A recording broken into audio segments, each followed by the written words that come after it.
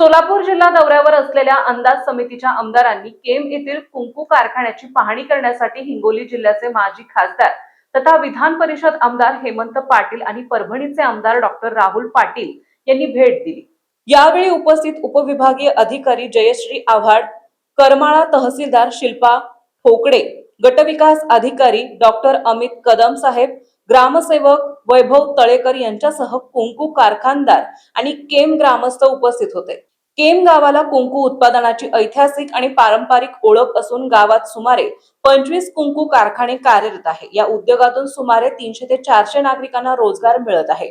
मात्र रस्त्याची दुरावस्था, रेल्वेची बंद झालेली पार्सल सुविधा, प्रलंबित श्री उत्तरेश्वर औद्योगिक वसाहत, इतर शासकीय विभागांच्या अटी शर्तींमुळे गेली 26 वर्षे झाले रेंगाळलेली आहे। उद्योगाच्या विकासाला अडथळे निर्माण होत असल्याचे ग्रामस्थ आणि कारखानदारांनी निदर्शनास आणून दिले। यावेळी केमला जोडणारे प्रमुख रस्ते सुधारावेत, श्री उत्तरेश्वर औद्योगिक वसाहत प्रकल्पाला गती मिळावी, इंजिनिअरिंग कॉलेज सुरू करण्यासाठी प्रयत्न व्हावेत, तसेच केम रेल्वे स्थानकावर अधिक रेल्वे गाड्यांना थांबा मिळावा आणि रेल्वे पार्सल सुविधा पुन्हा सुरू करावी, अशा विविध मागण्या मांडण्यात आल्या। या सर्व प्रश्नांची दखल घेत आमदार हेमंत पाटील साहेब यांनी केमच्या उद्योग आणि विकासाशी संबंधित उद्योग मंत्री उदय सामंत साहेब यांच्या निदर्शनास आणून देऊन उपलब्ध सुविधांसाठी पाठपुरावा करण्याचे आश्वासन दिले।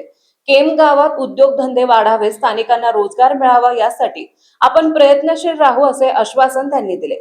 यावेळी कुंकू कारखानदार गोडसे अण्णा, संदेश गोडसे, गोरख खानट, धनंजय सोलापुरे, कृषी सहाय्यक प्रवीण दगडे, पंचायत समिती सदस्य बाळासाहेब विचितकर, प्रहार संघटना करमाळा तालुकाध्यक्ष संदीप तळेकर, बापू तळेकर, सागर दौंड, ग्रामपंचायत सदस्य गोरख पारखे, सागर कुरडे, उपसरपंच शरद वायभासे, रुद्वे गुरुजी, महादेव लोंढे, माणिक पाटील सर यांच्यासह केम गावातील ग्रामस्थ मोठ्या संख्येने उपस्थित होते।